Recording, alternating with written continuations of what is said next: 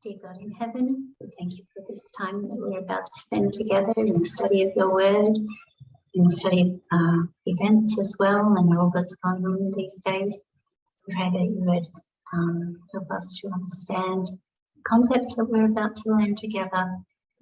Please teach us, we pray. Let your Holy Spirit fill us and give us understanding, and to fill Elder Tess also, so that she may speak with an inspired word for us. In Jesus' name, amen. Amen. So the last 2 times we've met, it's been a little bit of a challenge. We really needed to get over that kind of hump of breaking down libertarianism as a political concept, and that didn't enable a lot of discussion, just so we could kind of railroad that through, where we were all on the same page on what libertarianism is in theory, and hopefully what we can also see how it is in practice, because the two don't, one looks much nicer than, or the theory looks much nicer than the reality. So we have spent quite a bit of time in the last couple of classes doing that. The last class I think was fairly heavy, maybe the last 2. Just to remind, we're only doing this because you asked a question, Brendan. You asked, how do we sift the left wing?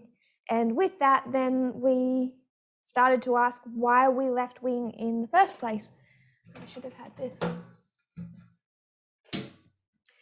You, Rachel, put us over here as a movement from 1989 to 2018. No one has argued with that. So why did we change in 2018? And we know that 2018 is the midnight cry, that we walk in the light of the midnight cry all the way to the second advent. And we also know that when people leave this movement, the light behind them goes out. And we know that light is, prophetically speaking, using line upon line, that light is the light of the midnight cry. So what is it about 2018 that people who leave the path constantly conflict with? And we said in the last 2 classes, every single fight that this movement has really had since 2018 has centered on 2 streams of information, has centered on left wing versus right wing. So when people come into conflict, and we've had these shakings and these disagreements, it still comes down to 2018. And when they leave the movement, when the light behind them goes out, what does that mean to how they would now view the midnight cry? Not necessarily me or some prophetic message, but the core, some external prophetic concept like saying that Russia is the king of the South. But getting to the heart of the midnight cry, the heart of 2 streams of information, what is the light that they're walking in that they no longer have? To understand that, we need to really understand what the midnight cry means to us, what it was designed to teach us. It's 2 streams of information. It's 2 sides of a political debate, whether we call that 2016 or really all the way along our reform line. So we went from discussing what's wrong with the left wing, and we're going to come back and discuss the left wing again, to discussing the right wing and why we needed to shift from right wing to left wing.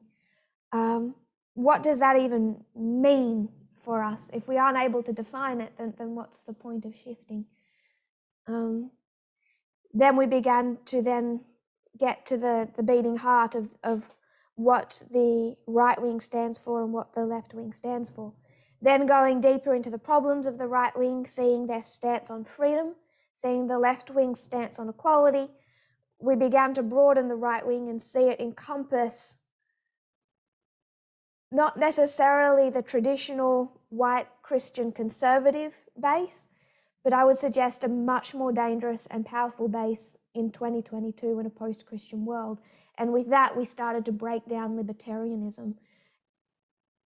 Libertarianism as a political party, technically it's not that powerful, but as a mindset and as a worldview, it is much more common than we might suppose. So we were in our last class breaking down libertarianism. I tried to sell it to you in its most beautiful, positive concept, freedom for all. I did collect a couple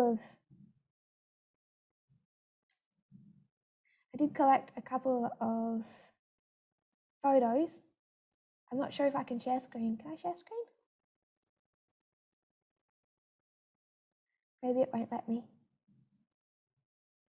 They aren't that important. We could do that later if we're able to. But just even if you looked it up for yourself, look up libertarianism and their banners.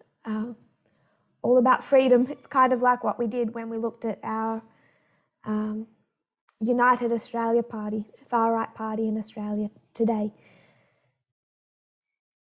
And just how thickly they lay on the message of freedom and how it's under threat from the left, from woke leftists.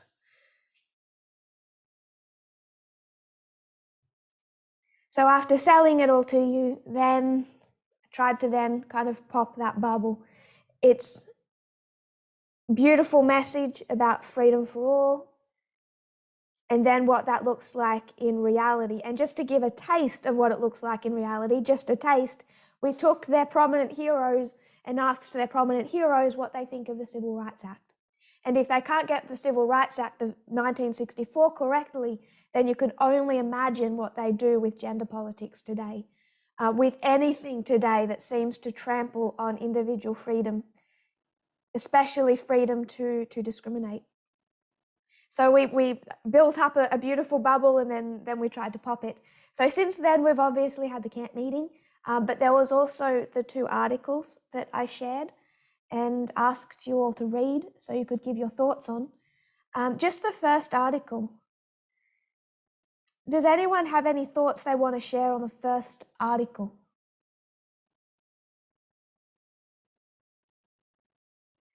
This was, find it, Huffington Post, Why Libertarians and Rand Paul Are Wrong About the Civil Rights Act. So they go into some detail here and they pick apart the libertarian issue with the Civil Rights Act and show just how problematic it is. I don't think Rand Paul really wanted to explicitly state how deep his opposition to the Civil Rights Act would go. And what this article is showing is if he disagrees with this one part, then how much does he disagree with all these other elements that have come in, not just in 1964, but in over the years to try and bring about some form of racial equality in the United States. Does anyone have anything that they want to share on that Huffington Post article? Was it enlightening? Was it helpful? Did it clarify things for you?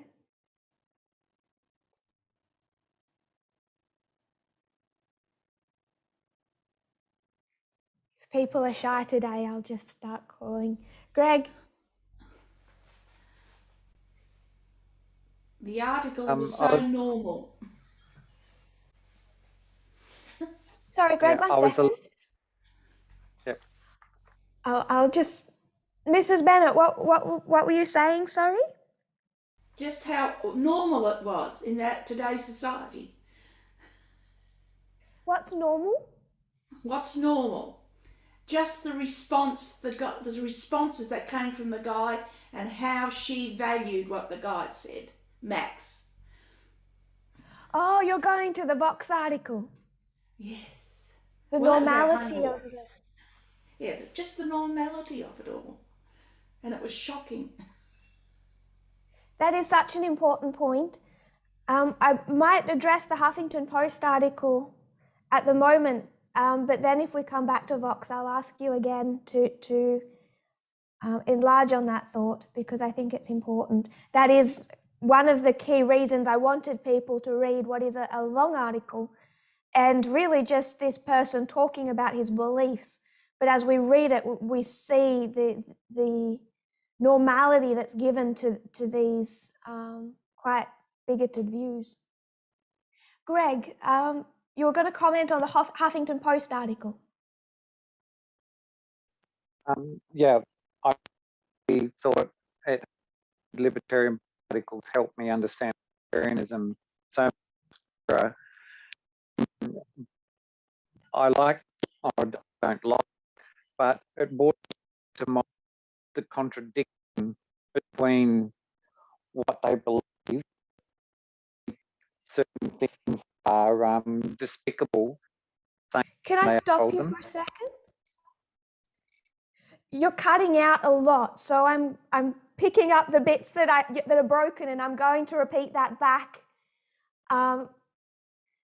You said that this article helped you see the contradiction between what they say and what that looks like in practice. The kind of beautiful message, but then that they are forced into a position where they're supporting what, and you used the word despicable, types of discrimination. Is that what you were? Do you want to keep going? I just wanted, before you got any further and I started to forget, I wanted to repeat so we could pick up. But we need to work on your audio, sorry.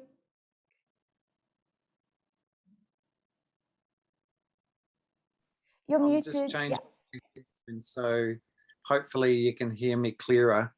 But better. What you just said is correct, yes, is just what I was thinking. I found a lot of contradiction between what they say is despicable and what they really hate, yet they seem to be the proponents of what they hate.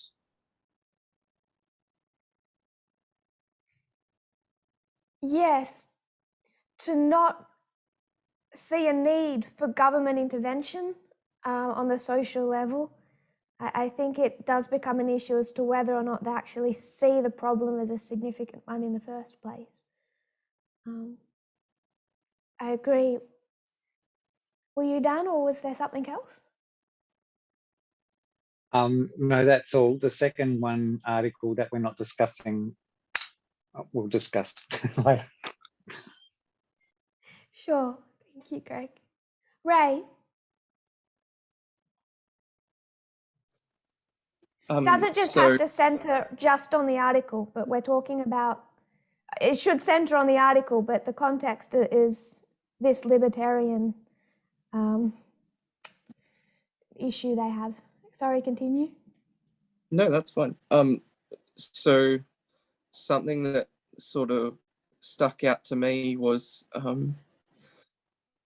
this attitude they had. It was referred to, you know, that slavery would sort of wither out and die eventually anyway, without the government intervening, because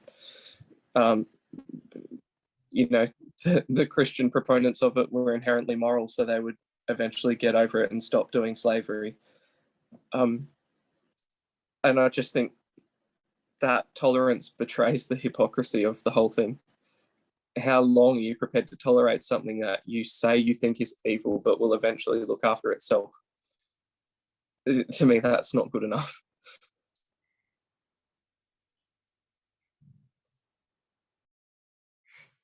I agree. But they have this, to play devil's advocate, this idea that those who choose freedom over equality lose both. I think that's those who choose equality over freedom will lose both. I think that is a right-wing famous quote, that if you do not prioritize freedom over equality, you'll find that the society is incapable of either. It's not, I don't agree with that phrase, that you have to lose freedom to prioritize the equality of those who have been and continue to be oppressed by society. Before I joined the movement, or as I joined the movement, I was watching a lot of Ben Shapiro, and it was reminding me a lot of the arguments. Yeah, that's the exact base I pull these days. But Oh, it was reminding me a lot of the arguments he used to put out about, the minimum wage. He's like, no, the government shouldn't have a minimum wage. As companies earn more, they'll pay their employees more because they'll see the value of it. And it doesn't happen. You look at the statistics and it just doesn't happen. So I was getting a few flashbacks and whatnot from my past, previous dispensation. Yes.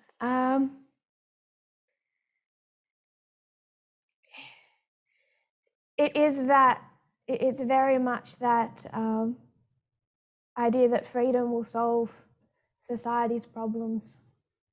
And I think very quick search, because he's one that I haven't researched when it comes to libertarianism.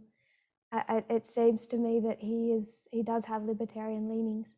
Even if that is not their political party affiliation, this is the undercurrent of thinking for much of the far right today, which is what we're trying to dig out.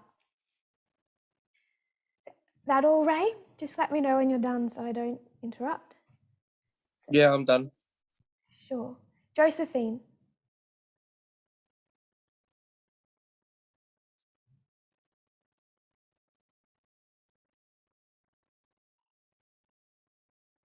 Josephine?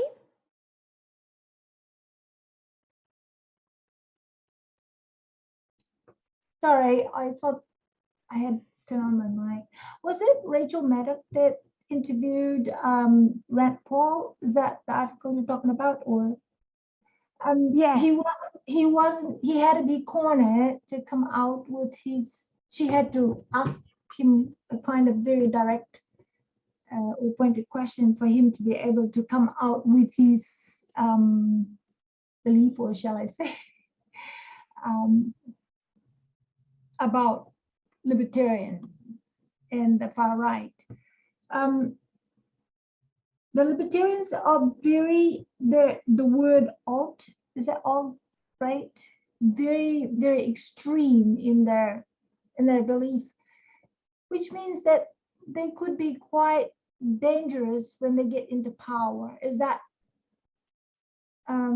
because of the way they believe, because of the ideology?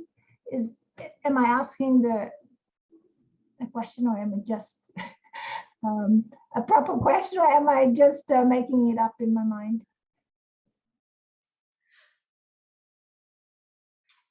Just to comment on what you said before, Rachel Maddow had to corner him to get him to state his true position on key portions of the Civil Rights Act. It's 2022.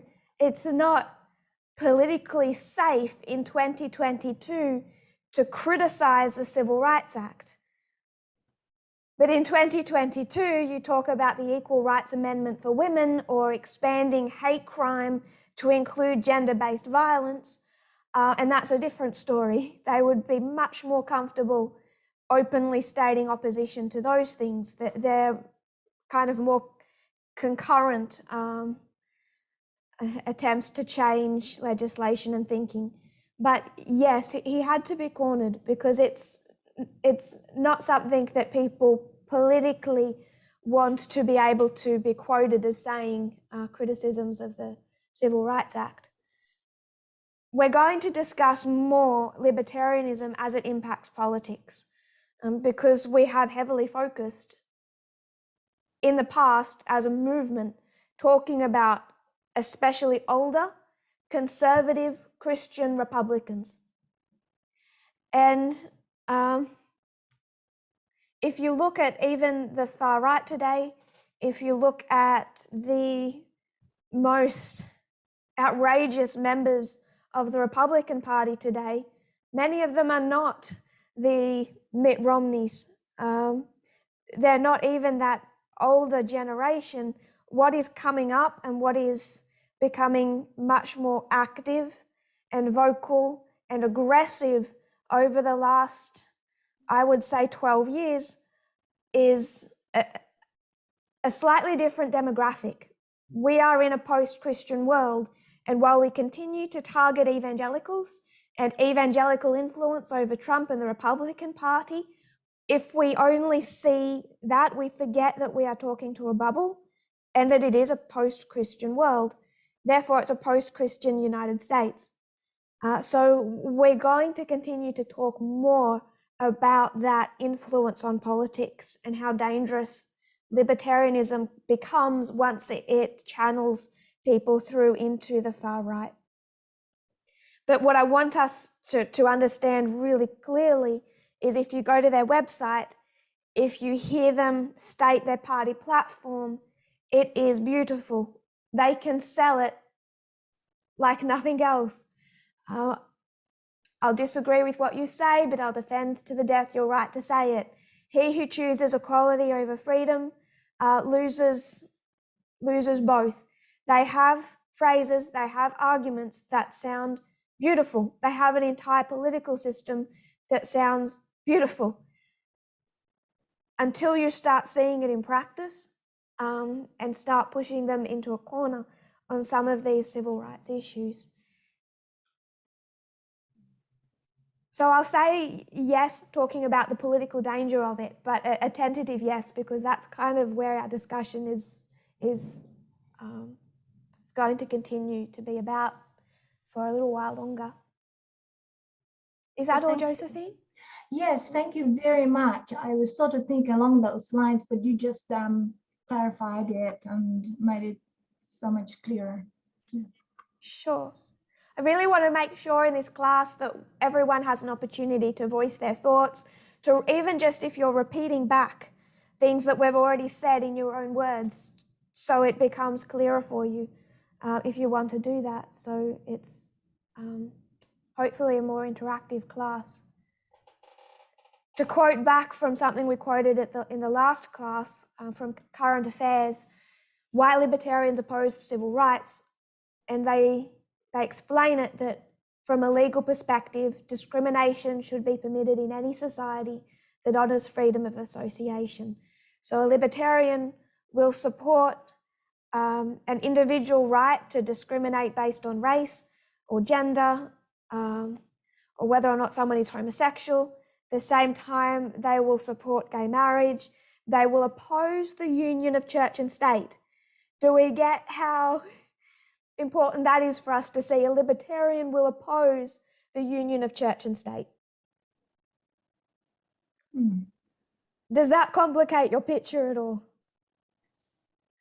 To see a libertarian will oppose church and state? Yeah, that kind of makes me start to think about all what's coming in the next lecture. We're in a post-church world, aren't we?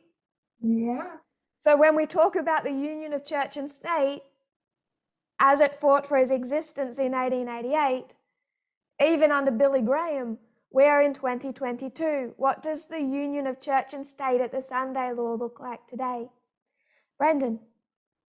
All I'm doing is making our picture as complicated as possible, so hopefully we can have any discussion issues arise now in a time when we can dig through them together. Brendan? I'm not sure whether I'm answering your question here. I was more a question when you brought up the church and state comment. So from a libertarian point of view, they would oppose that union because they see church enforcing morality on people. And they want the freedom to do what they want. So is that where they're coming from? Or is it more complicated than that?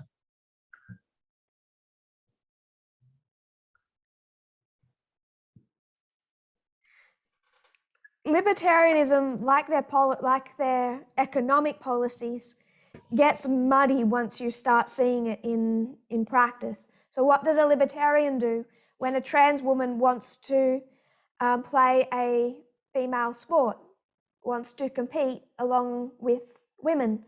What does a libertarian then do? Is it trans rights, or is it protecting the freedom of... So it gets a little bit muddy and a little bit complicated. Outside of those situations, what is a church going to enforce that a libertarian would support?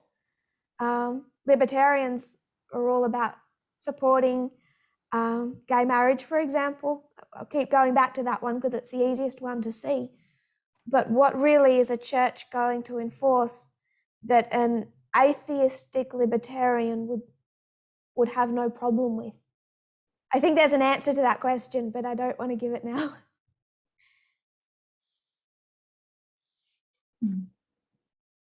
Ray. Oh, when you said that, I think my question's kind of similar to Brendan's. When you said that they oppose church and state, I was like, does that make the whole moral majority thing really messy?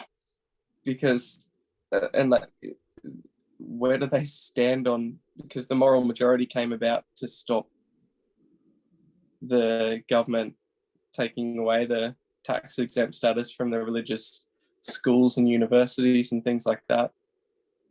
So where would a libertarian stand on that issue? They don't like the government sort of enforcing those things on individuals and organizations, but at the same time, they're not going to be happy about Christians lobbying politics. Is that sort of the whole point of this discussion? Like it gets super messy. I think the problem is almost all of us come from a Christian history. And then we came from that Christian history into a Christian movement. And then we started fighting with other Christians who had left Adventist Christianity into this movement and their long history with Protestantism. So we have Christian, Christian, Christian, Christian, and Christian. 2018, we start fighting with FFA, the Christian wing of this movement that came from Adventism, which has been drinking the wine of apostate Protestantism, which has got a historical connection to Catholicism. And then from 2019 to 2021, we're fighting with people who are having that same legacy issues of thinking in that Republican, conservative, Christian, moral majority type of mindset. And it has been from 2018 to 2021 a kind of bubble. And what I'm saying is if we step back and actually look at the left wing and the right wing, let's pop our bubble for a moment and stop speaking as Christians, considering that we're going to Adventism to other Christians, and actually look at the right wing, because it isn't a Christian world anymore. And the main threat inside the United States are not evangelicals. They're a threat, they're there. And Donald Trump knows that he needs their segment of the vote to win. So we're right to point that out. We're right to point out how Donald Trump speaks to today's moral majority, to see how Donald Trump speaks to Jerry Falwell, son of Jerry Falwell Sr. Trump needs that evangelical vote, but he needs more than that evangelical vote, that however big a percentage of his base is. There's something much more prehistoric, much more deep that Trump is appealing to than just evangelicals. So we're popping our bubble for a moment. And we need to have that bubble popped as we approach the Sunday law. First of all, so we can help the world make sense to the Adventists who we're meant to be speaking to, and also so we can prepare to do our work at the Sunday law for many people of the world who don't exist in our Christian bubble. Does that make sense? Wally?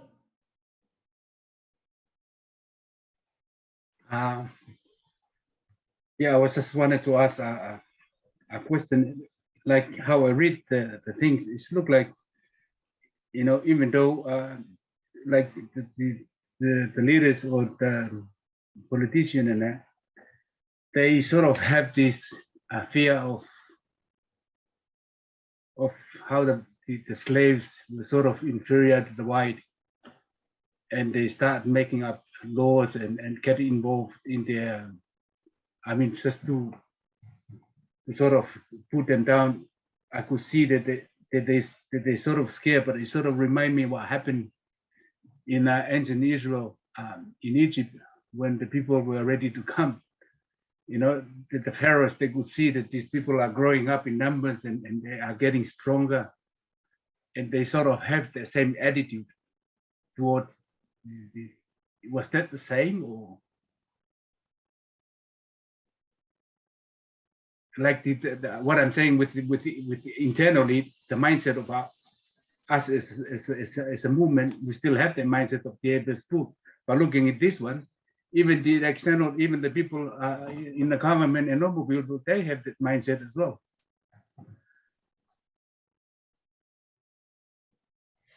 Without answering your question directly, because I think we are going to, as we go through the article and some other articles that I want us to go into, then the feeling of being threatened is very real, because Masterpiece Bake Shop versus Colorado Civil Rights Commission, this man, he just wants to be able to run his own business how he believes is right, which means you don't sell cakes to a gay couple. And this side, Civil Rights Commission, and I've underlined civil rights so we connect it to the civil rights movement and we know what civil rights is about. Civil rights is about equality. Part of that being government enforced equality, social equality. Then if this fellow loses and the gay couple win, who's the victim? Who becomes the victim if the Civil Rights Commission wins and the gay couple win? This fellow is a victim, isn't he? Yeah. Okay. Then isn't it this side that's under threat? So you could put anyone here.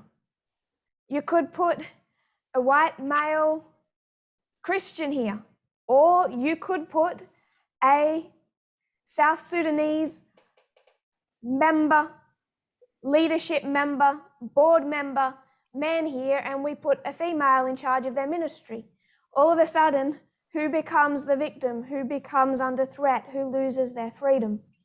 It becomes a story about perpetrators and victims, and it muddies the water, because if you believe that freedom is so precious, even freedom to discriminate, and you believe that if freedom is so much under threat and this person here loses,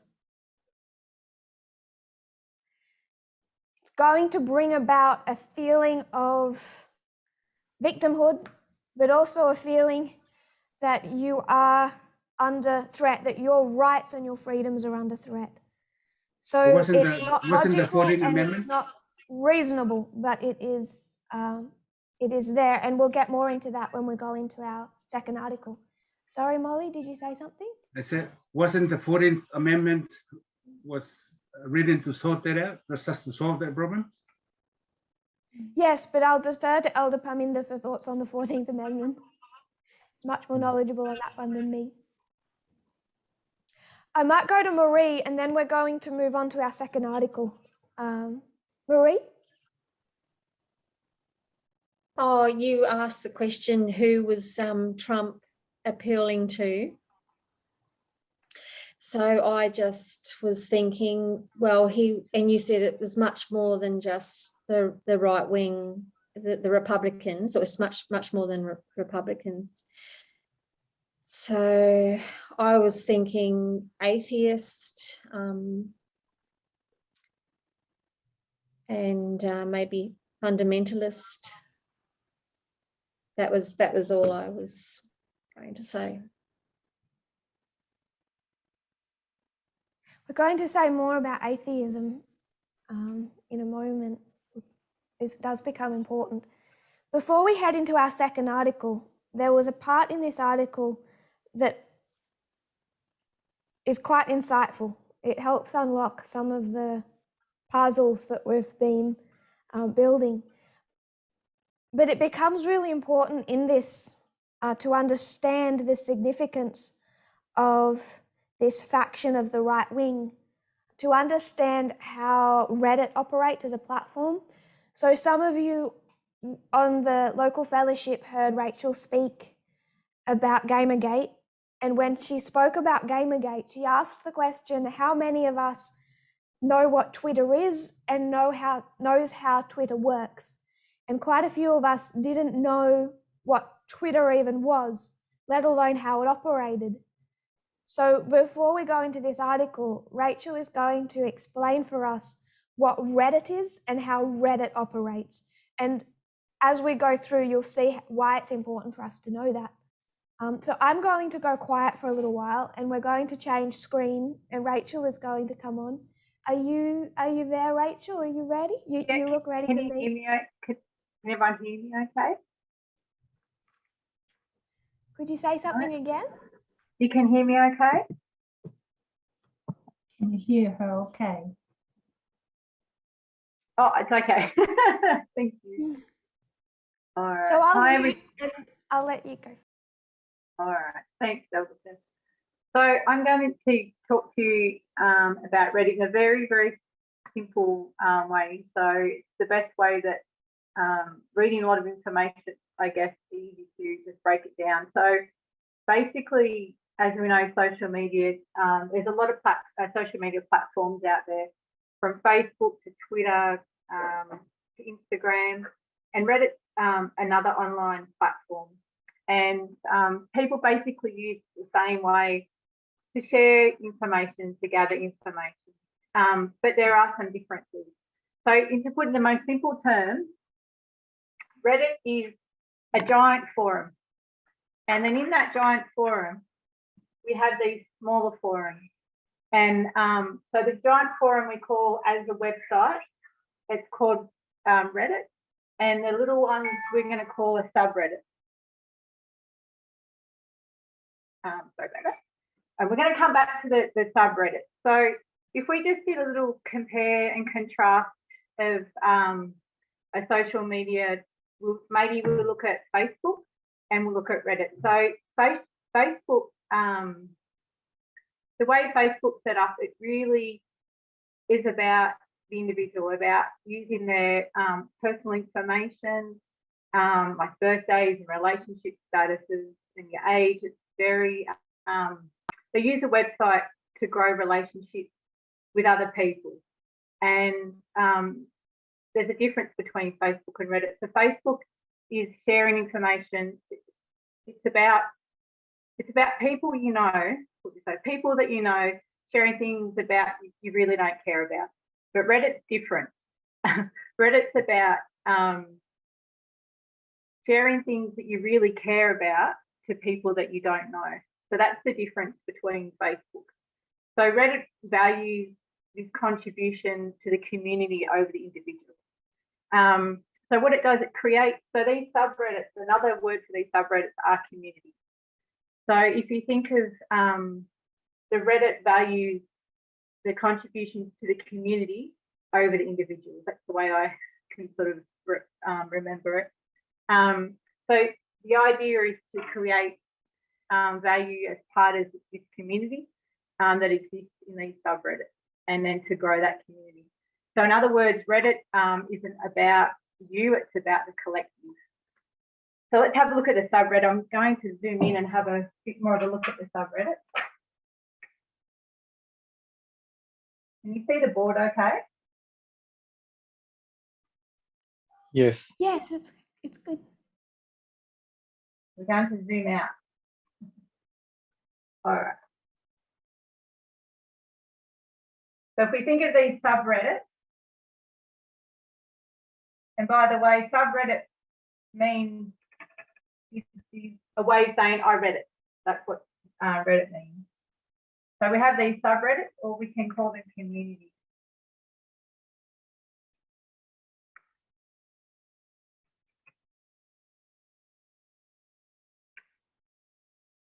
All right. So on these subreddits, people can write text or share videos, do movies, memes, and how it works is this. So we read that article from Vox, and the guy's name was Max. I guess it wasn't his real name, but there was one section in there. It was talking about, or a few sections was talking about Reddit. So basically, how this works is, I'm just going to use Max as one of the examples. So his community that he was a part of, read my writing.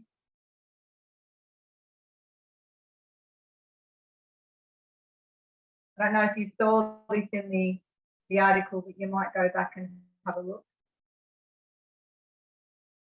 So they don't use their name, but they can have a user's name. So we'll just call him Max for now. So on this subreddit, you can join this community, and the way it works is on the side of the subreddit, you have these arrows, and the way it works is that it's the community that drives the content. It's not administrators, it's actually driven by the community. So if somebody reads or watches something on this subreddit, they can upvote it, which means so they can upvote it and they can downvote it based on if they like it or not. So if it gets a lot of upvotes, it moves up through the rankings, the Reddit rankings, so that more people can see it. And then the ultimate goal, I guess, is to come on the main big forum. This is the website, the main one that you see if you open Reddit. And also you can downvote it, and then it just pretty much disappears from viewers' sites. So that's how it works through the subreddit, and it eventually will go on here. So there might be, 600 people that have voted this forum up, and then it will appear on the main website. As I said, it's the community that votes on the content. And also a few things about Reddit, it does thrive on being anonymous. I probably didn't state that before. And pretty much anything goes. Since 2017, they have changed a lot of things since Charlottesville. This was used a lot, Reddit was used a lot through there.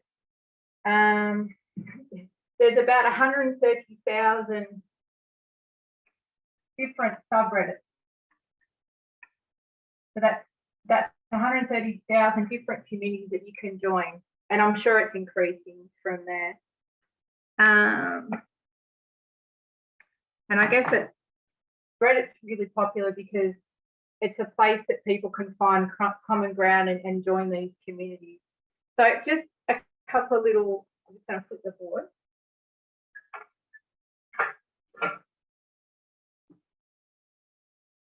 In 2001, there was, it's really hard to do, to get, not a survey, what I call it, when you're trying to draw information,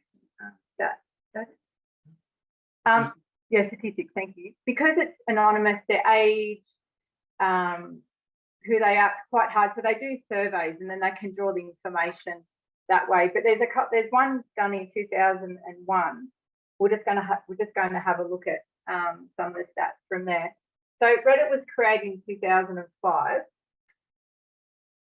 So in 2001, the survey was conducted. That's the way they gathered the information.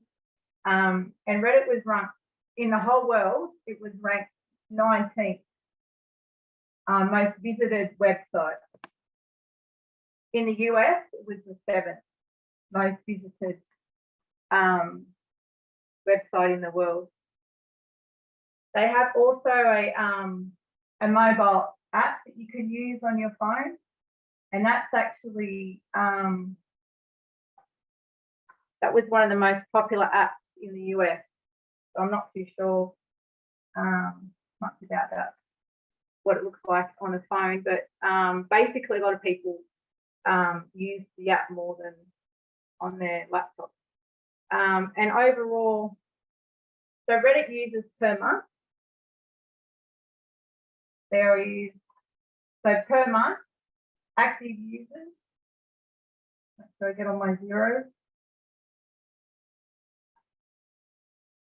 is 430 million active per month.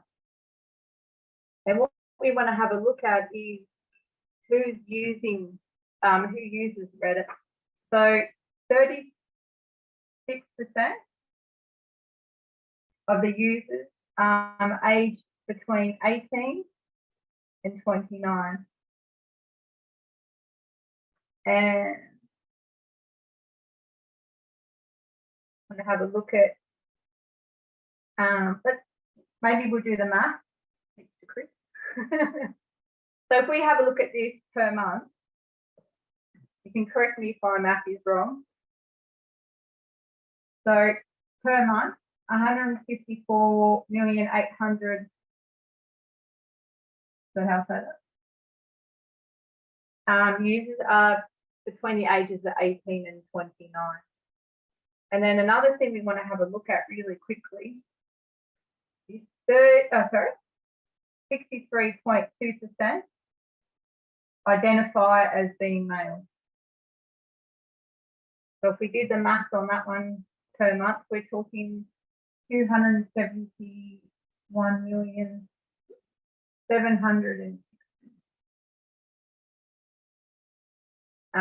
as being male. And the last little bit was, so the highest users of Reddit are in America, and the second highest users actually in Australia. So that was surprising for me. But that was a very basic overlook of Reddit. Has anyone got any questions though? I might have went too fast, but has anyone got any questions?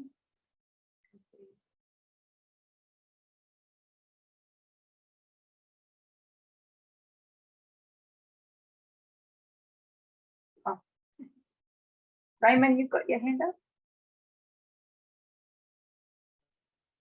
Yeah, so I don't know if you found this in your research at all, but when you said that like users can vote on content, like either good or bad, I don't know if it was commented on at all in what you looked at, but does that encourage more extreme content because people want, obviously, the community to either like or dislike their stuff and be visible? Yeah, it does get a bit complicated how the up and the down vote does work. It can actually go on the date that it's actually presented as well. That has effect. If it's more than 3 days old, it can actually go down the rankings really quite quickly as well. So I did mention just quickly, like Charlottesville, you know, that the community that was joined to that, because what they can do is they can link it. It's kind of a little bit like Twitter with a hashtag. You can link all these as well. Like if you're looking for a certain thing, you can actually find it from from Google as well. So it's quite I'm not sure if I answered your question, sorry. No, that's okay. Ask me again, sorry. Trying to remember your question. The question was, Yes. does that voting system encourage people to post more extreme things to get more votes and more visibility? And I guess it depends. If that's what the community is about, then that's how it's driven by that community. So I would yeah, if that's what they like, then it's going to get upvoted. The more numbers it gets, then it will file through, and then it'll get, so then it's more viewers. The idea is to get more people joining and more viewers. So is that answer you? Yeah, thank you. Was it great?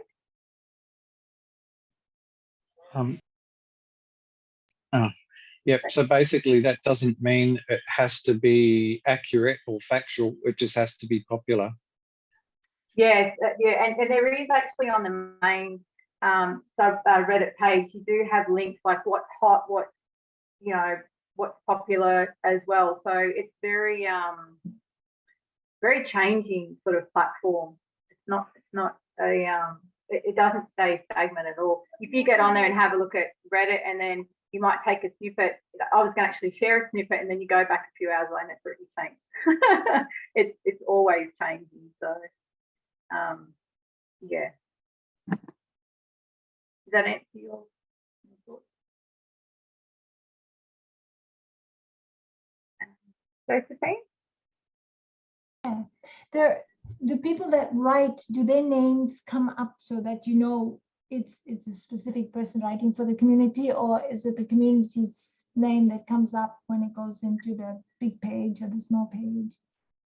Sorry, Josephine, I couldn't hear that. I don't have the best I see audio. the people the people that write the articles that get uploaded, their names appear there, and when it's uploaded onto the forum, is that the community's name that comes up, or the person as well as the community? Yeah, correct. So you'll have a person that has a user's name, but this is the community. This is the one that maps in that article that Elder Tess posted. So that's their community. So you can join that community, and then you can write posts and send photos and be a part of that community. Thank you. Is it James? James, did you want to ask something? Oh, not really ask so much as a comment, because I sort of use it sometimes. Usually when they make comments on certain videos and stuff like that, people can give awards and stuff like that. And usually the awards cost some money to give out. So it's kind of involved. Yeah, they can get karma rewards. There's quite a it is quite complicated. So I was hoping to just simplify it. It is quite complicated how what the community, it's community driven. They do have moderators. Moderators. Moderate. Yeah, it's not the administrators that actually have a lot to do with it. So they've got people that actually go through posts, and now it's a lot more, not a lot more regulated, but there are things that there's more rules to what you can put on, compared to before 2017. But so if there's any, that was just an example, but it could be there was ones that went through that were, for Donald Trump Day, they had that for Reddit, and then they'd have something about Trump on here. So everyone that would be sharing on the subreddit, would be either for that community, and that's how it just gets driven by people pushing the concept. Is there any more questions? I didn't want to hold you up. Oh, Brendan? Hi, Rach. Hi, Brendan. Just to clarify, this is anonymous, isn't it? Yes, correct. I might not have said. I was a bit nervous. Sorry. Yes. No, you did say it. I'm just clarifying. So what we're seeing. So I'm just trying to get to why this is important. So I'm just trying to understand myself. So what we're seeing here is a group of people who are anonymous, who are actually driving content that gets their passion stoked.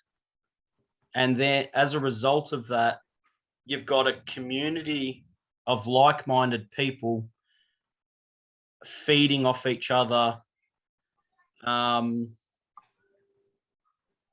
guess in an isolation bubble in their own subreddit. Is that basically what's happening here? No matter what, regardless of the topic, and obviously the topic we're talking about is the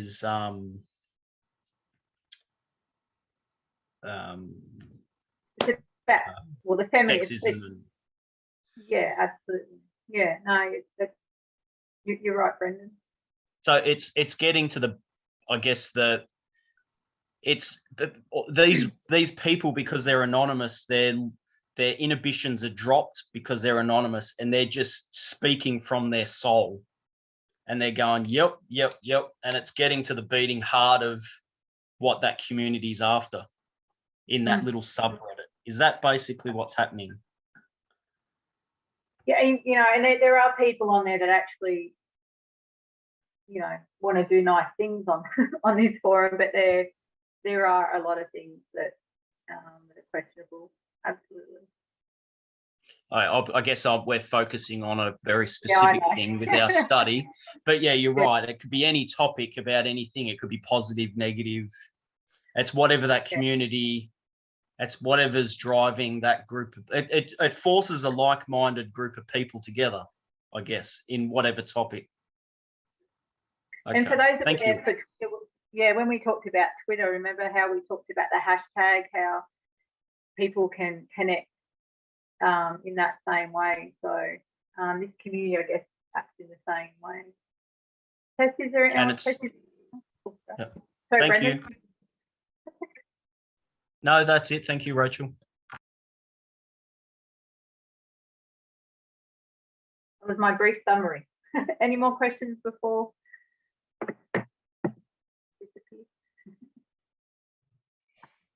Thank you, Rachel. Could you turn your board over again for me?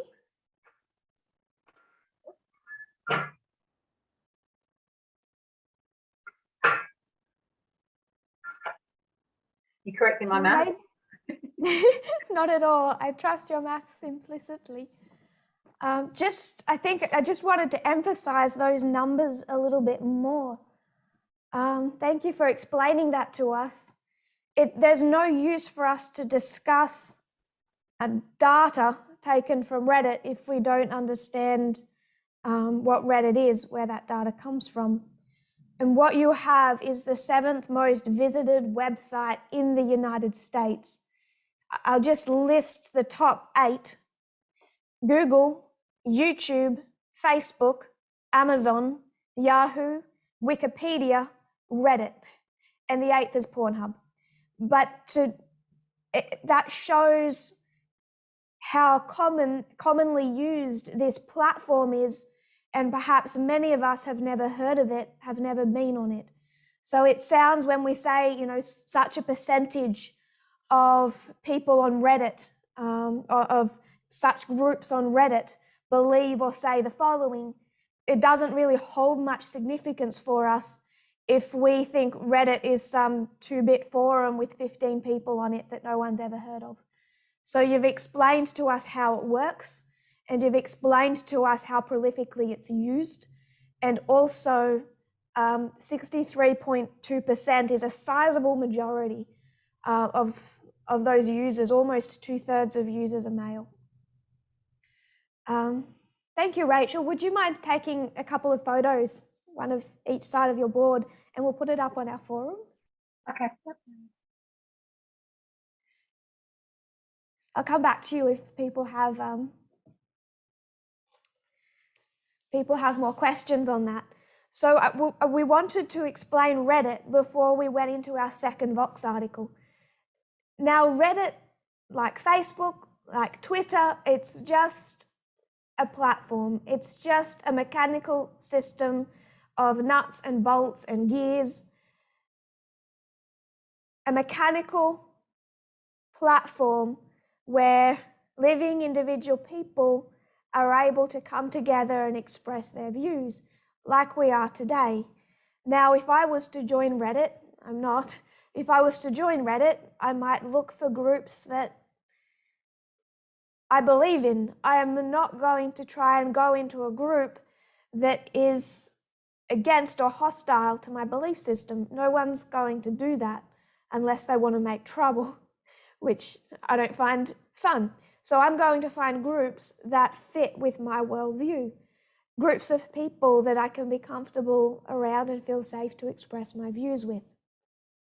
What Reddit has been a platform for, especially, are men's rights forums.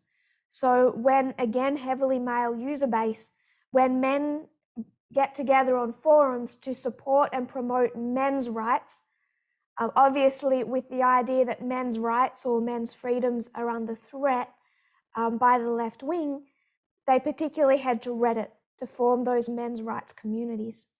When we spoke about the Vox article, and we shared that article and you read it, has anyone picked up why we are explaining Reddit in the context of that article?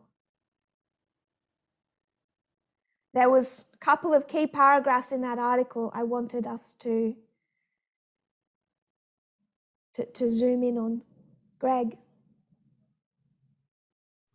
In the article, it was explaining about how they were going to forums such as Reddit, and they were speaking with people who were like-minded. And obviously in the article, it also showed that there were a few women who tried to put their opinions in, but I'm assuming now, seeing those stats, because it's 63% male and young males probably, that the women were made to feel really bad or kicked out of the forum, or yeah.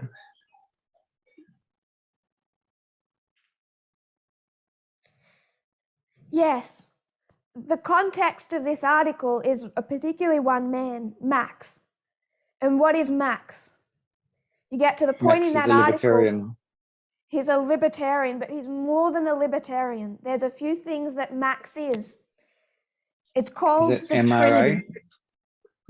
Don't let me forget that. Yeah, letter. it's MRA, or men's, I can't remember the R and That the letter A. for the hospital. Men's rights. Authority, yeah. 1, 2, 3. What is the famous Trinity? Men's rights activist. In other words, men's rights are under threat from women and the left. But what's 2 and 3 in this all too common Trinity?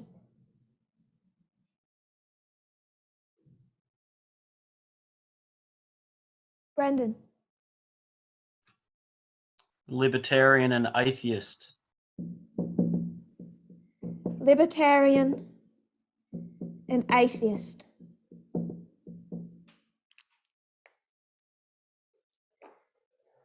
When we talk about the far right today in the context of gender, but really in the context of anything, when we talk about the far right, this is the most dangerous Trinity that they see in action. There are some things Max is proud to be. He is an outspoken atheist and an active libertarian.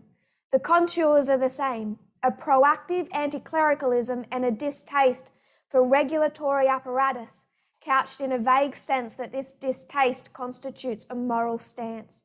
So he will see feminism with that kind of government-enforced morality, very similar to how he will see religion. There is this government, God, it's all a bit of a con, it takes away from people's freedom.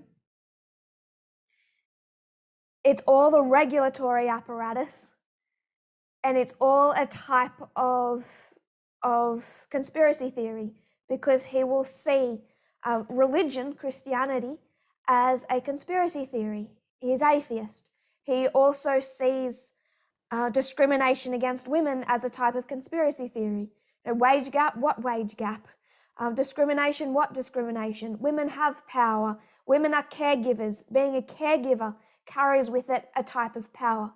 And what they're seeing is that this trinity of atheism with libertarianism, with this belief that men's rights are under threat and opposition to feminism, is a very common trinity. And to prove that, they go to Reddit. A survey taken last year of the men's rights subreddit found that 94% of the men on these subreddits identify as atheist or religiously different. That's why I wanted you to see Reddit is not a small community to survey. So if you go to Reddit, where you would find about 1 in 3 men in the United States are active on, and you go to men's rights subreddits, you're going to find that can't draw their logo like Rachel can. I loved their logo. 94% are not Christian, are not anything, they're atheist. 84%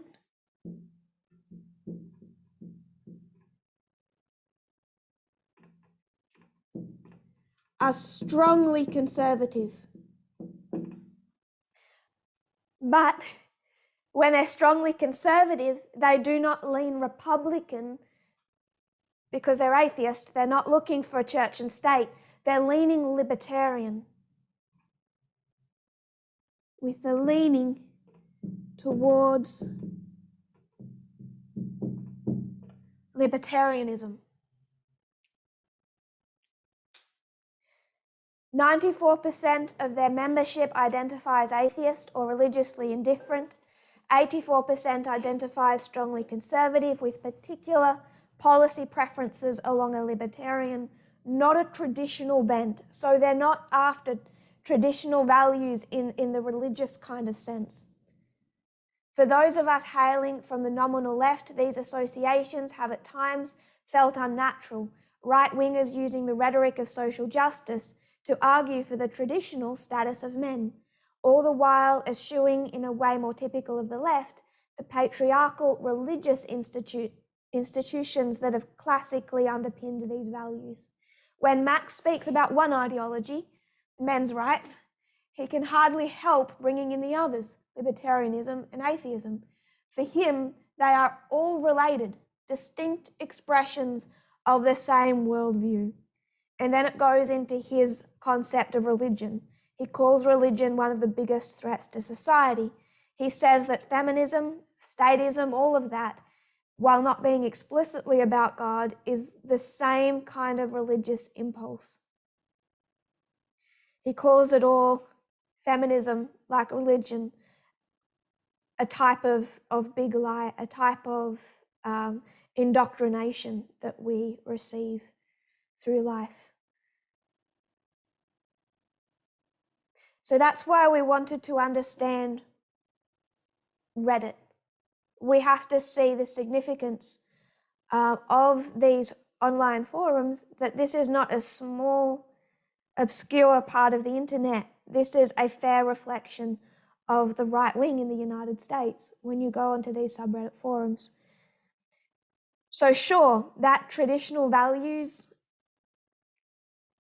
conservative with a traditional bent, evangelical church-state union portion of the right wing supported Donald Trump, continues to, is a threat today. That's kind of an older generation. And what we're seeing is the younger generation. Because when you go into this kind of portion of the far right, you're also dealing with a younger audience. So I want to give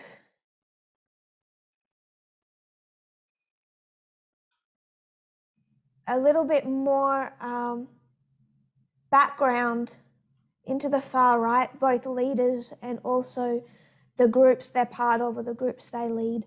We might have to finish that next week, but I want us to discuss the Oath Keepers.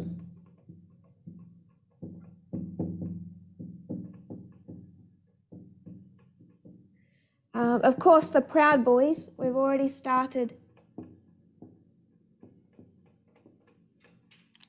discussing the Proud Boys. I'll use their logo, the 3%ers. And I have to make sure I spell that right. It's less of a really well-formed group than the above three, but there is the Boogaloo movement.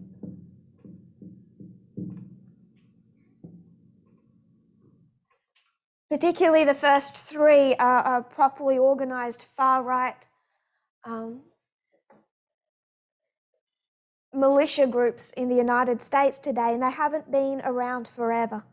They particularly, most of them, you can tie their roots back to pretty much 2009, the election of Barack Obama, but also the wider context of that history.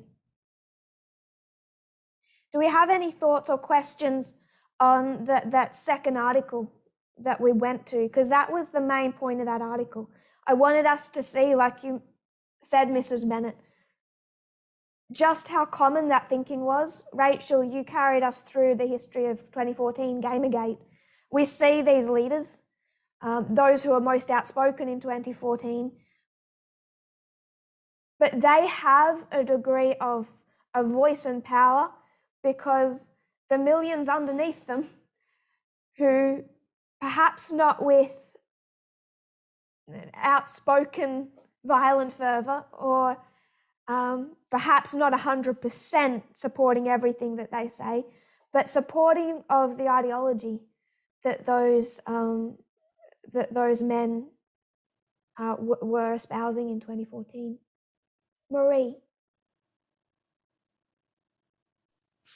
One thing that stood out to me, the phrase "they've lost their place," made me realise conservative Adventism, when they're talking about headship and the males, I've often heard them say how they've lost their place, and it's, you know, it's all because of women, you know, taking on different roles. So I thought that was interesting, where that's actually coming from and the connection there.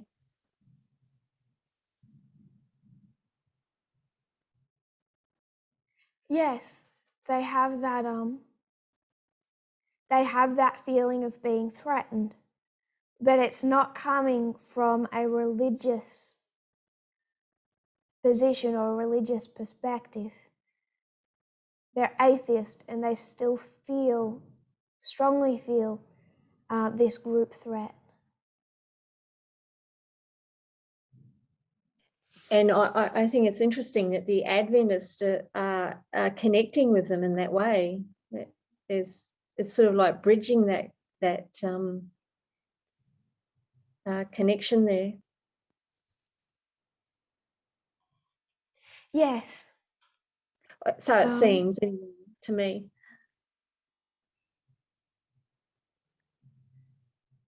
Yes. It's all connected to the same idea. We're discussing the right wing, which stands for freedom.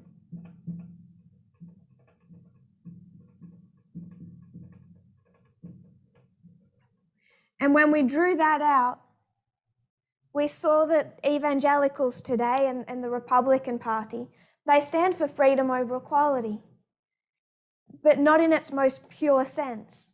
We're going into its most pure sense, which is why, if this is freedom over equality, and this is equality over freedom, the more that you espouse freedom over equality, the further on the right political spectrum you're going to get, aren't you? The more pure your belief in absolute freedom is going to become. And the more pure you believe in freedom, the more you are going to oppose any attempts to promote social equality. The more you're going to see promotions of equality as a threat to you. That's why you're going to find someone like Enrique Tarrio, who's not white, opposing Black Lives Matter while saying he is not racist. Why? What then is threatening him?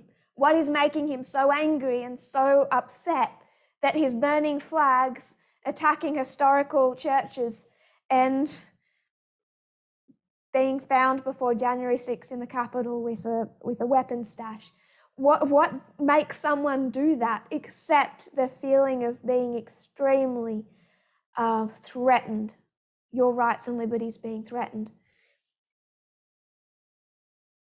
You might think that as you get further and further into the right wing here, you're going to get further into religious fundamentalism.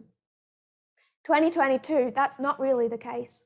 So we went to Reddit to see that.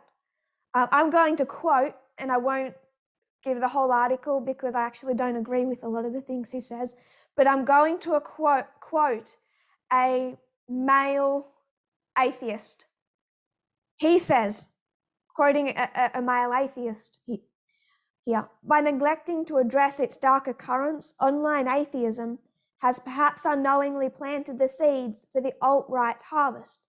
3 years ago, Reddit's atheism subforum, perhaps the largest community of atheists on the internet, was found to be the website's third most bigoted, meaning not just tolerant of overt displays of bigotry, but actively supportive of them.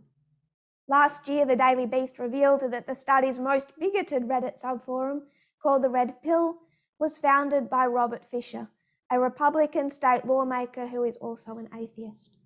So we need to see, when we look at the news and we see the far right, when we see the Proud Boys, when we see the Oath Keepers, when we see the 3%ers, when we see the Boogaloo movement and we look at January 6th, a lot of this is new. There's always been that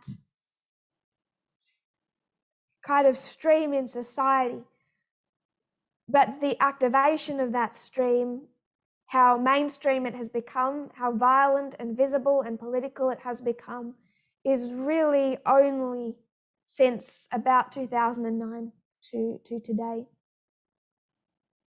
I think at least the Oath Keepers and the 3%ers trace their beginning to 2009. But the entire kind of militia movement in the United States would tie it back to about that time period. Josephine.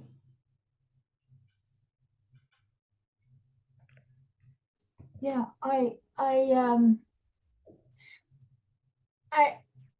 I've thought about the equality and the freedom when they conflict. I might be taking us a little bit back to your the camp meeting we just had, to one of, is that all right, or should I just leave it? No, by all means. I first read the Adventist quote you had there, I think it's back in 1986. And I raised it in an Adventist church, and I was quite surprised that that was a really big deal, that Christ died not because of the wounds or the treatment he did, what broke his heart. That's what I mean. Not because of that, but because of the sin. Now, I had wondered then as to what exactly the sin was, but I never got the idea. But as I went through it with you in your lecture, it and the way you present it, how it broke Christ's heart, it was so, like, it's embedded in my mind how bad that, how familiarity with sin, and how hard to eradicate that sin from the lives of humanity, that it's taken a whole, Eden to do that. And it really made an impact on my mind, and the conflict between freedom and equality, and how you mentioned about force. The big government has to apply force sometimes, and maybe pressure, like strong pressure, extreme pressure, in order to have equality. And I don't know, it just had an impact that it's never had on me before. Just realizing what you just mentioned.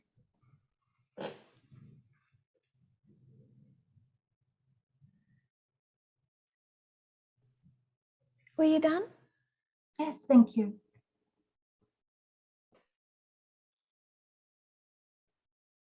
What we've seen for 6,000 years is nothing more than a political election. Going right back to heaven, God has a political party, and Satan says, I'm starting my own. You have a political party, I'm going to have a political party, and now let's get all the angels to vote. 2/3 of the angels vote one way, 1/3 of the angels vote another way. God says, okay, Adam and Eve, it's your turn to vote. I'm going to set you up a simple system of voting, and you can decide what government you want, what political party you want to support. They voted on behalf of this earth to support Lucifer's political party. And ever since then, all through the history from Eden to the cross, it's just been a fight. It's been one election campaign.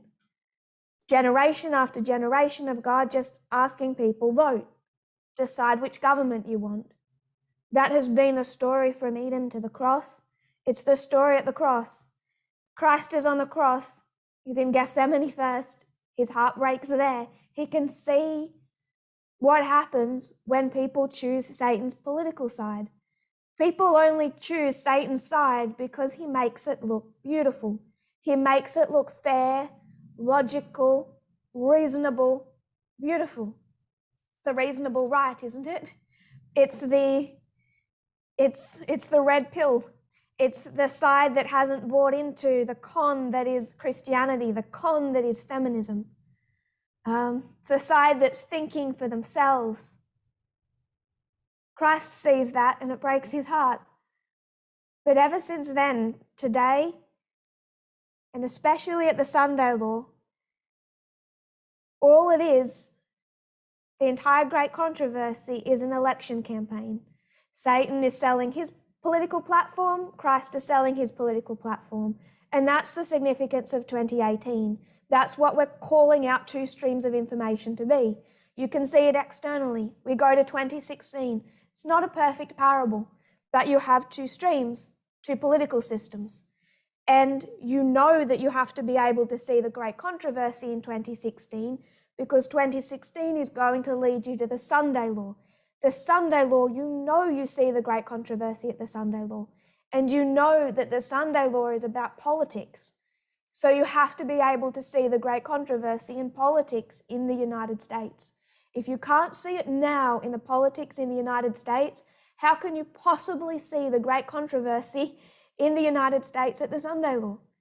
The Sunday law has always been about a political issue, whether that was slavery or whether that was about the enforcement of Sunday. It's always about a political issue. It's always got two sides fighting for or against it in Congress. So if there's going to be a side for and against the Sunday law, at the Sunday law, then you're going to have two sides, one against the Sunday law, who must represent, in whatever poor fashion they do, God's political party. And if you're going to have another side fight for the Sunday law, then in whatever poor fashion they do, they're fighting for Satan's political party. It's all about politics. I don't know why people, Adventists, think they can understand the great controversy, they can understand the Sunday law, and somehow they can do all of that without understanding or taking any external position on politics today. If they think the Sunday law could come at any time, then wouldn't they need to understand politics today? It's all about an election campaign. And a lot of people vote at the Sunday law because that's when they have to make a decision about what political party they want, but they're choosing between two different ethos. They're choosing between left-wing ethos or right-wing ethos. When we talk about the right wing historically, we've always gone here and seen evangelicals, seen church and state, because we go back to the Reformation and we see the failings of Calvin and John Knox, how they supported church and state, how that moved to the United States through the First and Second Great Awakenings. Then we see that traced through history. But when we get to now and it's a post-Christian world, we end up in a dangerous position if we keep thinking that it's Republican Christians who are the clearest representatives of it sounds harsh, but it's not, of Lucifer's political party. They're not the clearest representatives because it's in a post-Christian world.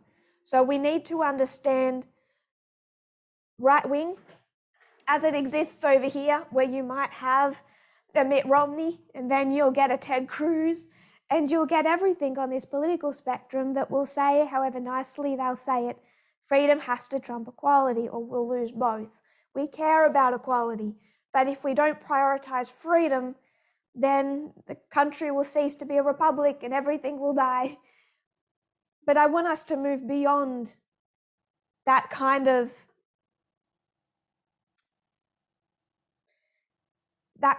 right wing that gets mocked when you go online and you see videos of Republican senators, you know, asking Mark Zuckerberg, so you like Twitter? My grandkids are on Twitter. And it all gets mocked.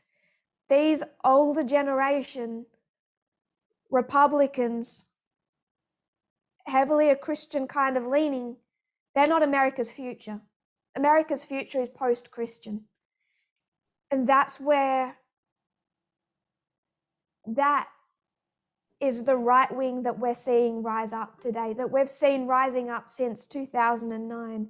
It's not a growing evangelical power base in the United States that is propelling us towards the Sunday law. It's not. What's propelling us towards the Sunday law is what particularly started around 2009, a more activist and militant right wing. And this is heavily millennials, which is somewhere in their 20s to about 40, heavily millennials. And with that younger base, very concerned about the rights of men in the face of feminism and LGBT civil rights, libertarian and atheistic. I will close, there's a couple of questions. I will close if you wouldn't mind holding them until next week. But there was just one quote that I wanted to go to, if I can try and find it in what we're a little bit scattered today.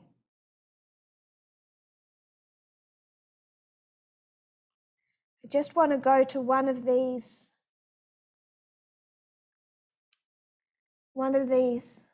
groups.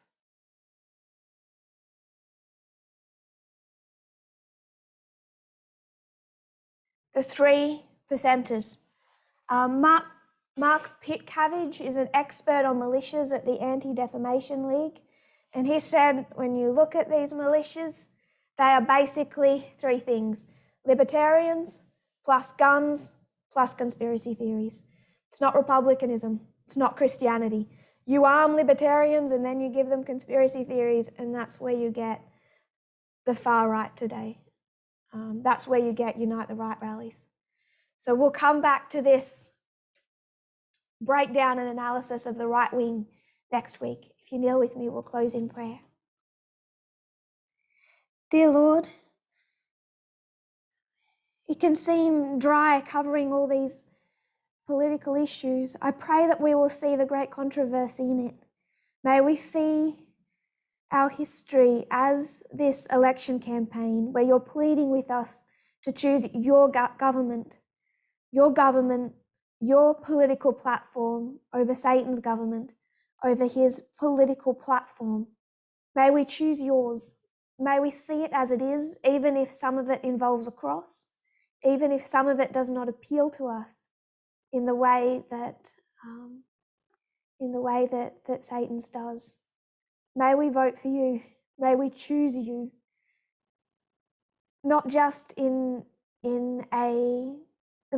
feelings and emotions, but with a thorough understanding of the principles upon which your government is built, understanding our freedoms, but also where you limit our freedoms, where you become involved in day-to-day aspects of our lives, where you choose to restrict us. May we accept that restriction when we understand why you do that, how you do that, and why you do that.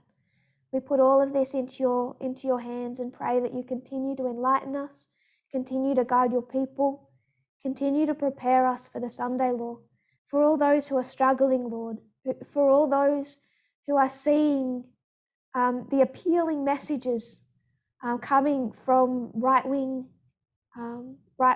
streams, even within the movement.